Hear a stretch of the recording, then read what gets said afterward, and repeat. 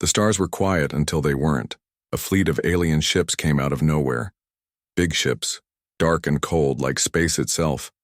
They floated near Neptune and stopped. Not to explore, not to talk. They were waiting. On Earth, nobody knew what was happening. The aliens had never come this far before. Some people thought it was a mistake. Others thought it was first contact. But the military didn't wait for answers.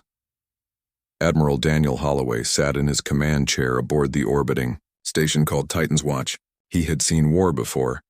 On Mars, on Io.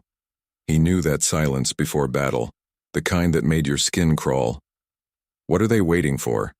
asked Commander Kyle Morgan, standing behind him. "Not sure," Holloway said, "but I don't like it." The aliens had scanned the system. Their sensors found something old, something bad, a void leviathan, a monster from deep time.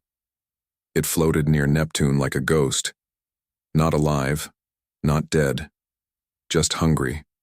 The alien commanders knew the stories, how the leviathan had swallowed whole fleets, how it left only silence behind. They did not want to fight it. They wanted it to do the fighting for them. So they waited, hoping the humans would see it, hoping the humans would run. But humans didn't run. They looked through their telescopes, saw the shape moving slowly past Neptune. Strange readings, impossible mass, no clear form. "We've got something," said Dr. Lena Torres from the science division. "It's not ours.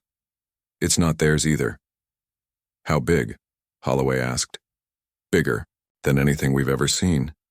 He leaned back in his chair and looked at the screen. The alien fleet hadn't moved. They were watching, waiting. He smiled just a little. "Then let's show them what we do when things bigger than us show up." Military bases across the solar system lit up. Orders went out. Ships were launched. The Orion-class dreadnoughts powered, up for the first time in years. Humans didn't scare easy, and they didn't hide. If something wanted to come into their backyard and threaten their home, they'd punch it right in the face, even if it was a monster, even if the aliens were watching, because humans didn't run. Humans fought, and sometimes they won. The void leviathan stirred. It was old, older than most stars. It had drifted through space for thousands of years, silent and unseen. Now something had changed. The alien ships were close. So were the humans. It felt their presence like a whisper in the dark, but the aliens stayed back. They did not want to fight. They wanted the monster to do it for them. On Earth, the military didn't wait for questions. They acted. Commander Kyle Morgan stood on the bridge of the USS Liberty, one of the new Orion-class dreadnoughts. Beside him was Commander Maggie Bell, her eyes fixed on the screen. "We've got movement," she said. "From the monster?" Morgan asked. "Yes, it's waking up." Far, out near Neptune, the Leviathan opened. Its shape shifted, like smoke caught in a storm. It reached out with invisible hands and pulled energy from nearby satellites and probes. They died one by one. "It's feeding," Dr. Lena Torres said from Mission Control. "And it's getting stronger." "Then we hit it before it gets too strong," Admiral Holloway said. He gave the order. The fleet moved out. The Liberty led the charge. Behind it came 4 more dreadnoughts, each loaded with new weapons built in secret after the Mars War. They were fast. They were strong. They were human. They jumped into deep space, engines burning hot. The alien fleet watched in silence. Maggie Bell looked at the screen. "They're not moving. They're waiting," Morgan said, "to see what we do. Then let's give them a show." The dreadnoughts fired. Quantum lances cut through the dark. Missiles followed. Lasers burned, bright against the black. The Leviathan roared, though it had no mouth. It twisted, hit but not broken. The attack failed to destroy it, but it did something else. It surprised it, and it shocked the watching aliens. Humans had just attacked a godlike monster without fear. Morgan smiled. "Tell me that wasn't awesome." Bell shook her head. "We heard it, but not enough." Then we try again. Back on Earth, news spread fast. The fleet had fought the monster. They hadn't won yet, but they hadn't lost either. People cheered. Soldiers stood taller. Kids dreamed of joining the Star Command, because humans didn't run. They didn't hide. When the galaxy sent monsters, they punched back, even if it was scary, even if the whole universe was watching, because that's what humans did.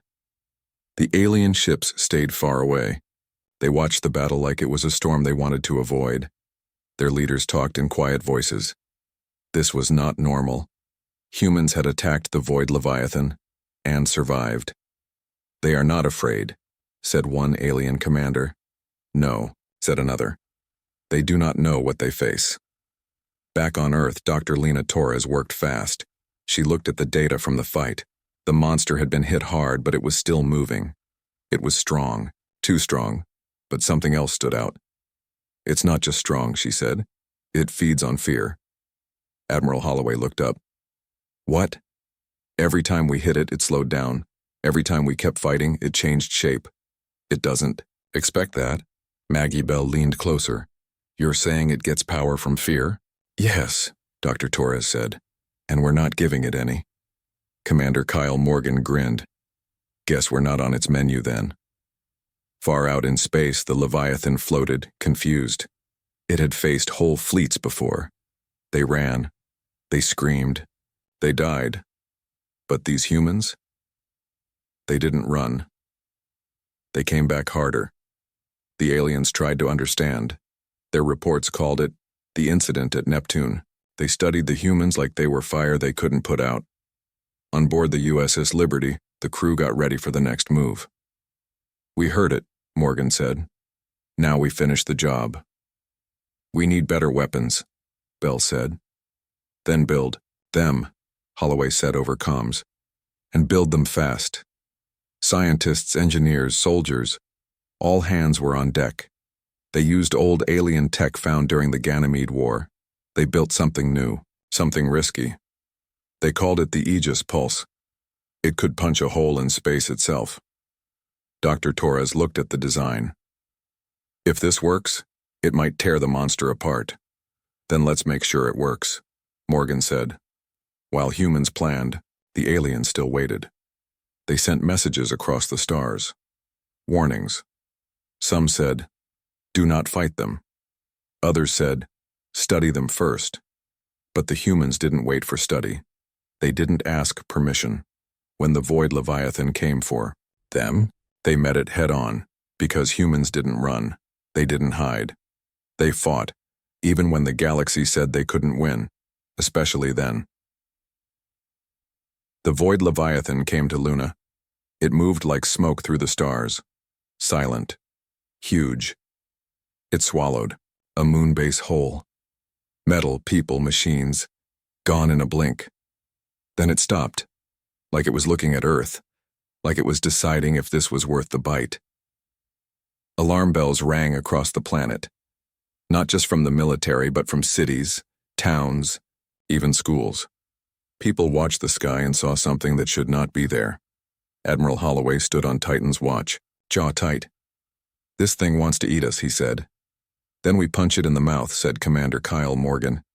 They didn't wait for big plans or fancy weapons. They hit it with everything they had. Orbital railguns fired from space stations. Lasers burned through the dark.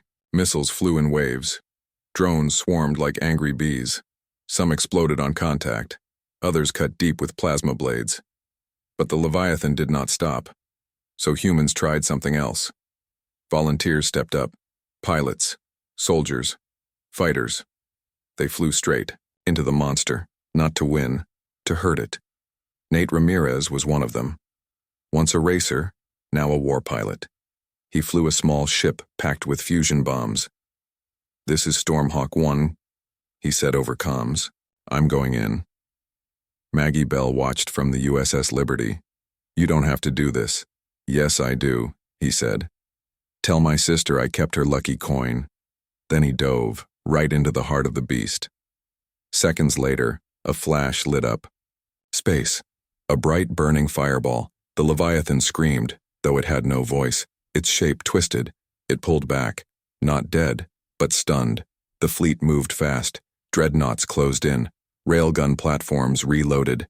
New orders went out. "We hurt it," Morgan said. "Now we make sure it knows who it messed with." On Earth, people watched the battle live. They cheered, cried, prayed. Kids held their breath. Parents held them close. Because what was happening out there was not just a fight. It was a promise. Humans would not run. They would not hide.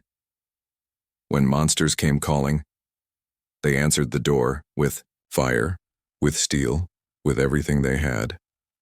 And sometimes, that was enough. Not to win easy, but to win. Because when the Void Leviathan looked at humanity, it didn't see fear. It saw something it didn't understand. Something dangerous. Something rare. Something called courage. The Void Leviathan was hurt. Not dead. Not gone. But stunned. It floated near Luna, its shape flickering like broken glass in the dark. The humans had hit it hard. Harder than anything before. But they knew one strike wouldn't be enough. On Earth, Dr. Lena Torres worked without sleep. Her team built something new, something risky. They called it the Aegis Pulse. It was not a bomb, not a blade. It was something else, a weapon that could twist space itself. "If this works," she said, "we tear it apart from the inside." Commander Kyle Morgan looked at the design. "And if it doesn't, then we all get vaporized." He smiled. "Sounds like a plan." The USS Liberty was damaged, so they picked another ship, the USS Lincoln, under the command of Captain Erica Blake. She was known for doing the impossible. For making bad odds look easy, she stood on her bridge looking at the screen. "You want me to fly into that thing?" she asked. "Yes," came the reply over comms. "And set off a space-time bomb inside it?" "Yes," she nodded. "I've done worse on a Tuesday." Preparations moved fast. The pulse was loaded. The crew knew what they were signing up for. None backed out.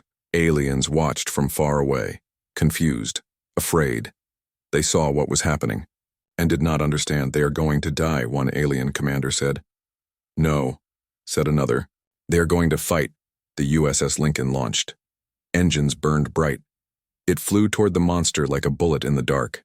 Inside, silence. Focus. Fear. Maybe. But they pushed it down, because humans didn't run. They didn't hide. They fought, even when the enemy was bigger than whole worlds, even when the mission might kill them all. The ship got close. Alarms rang. Systems flickered.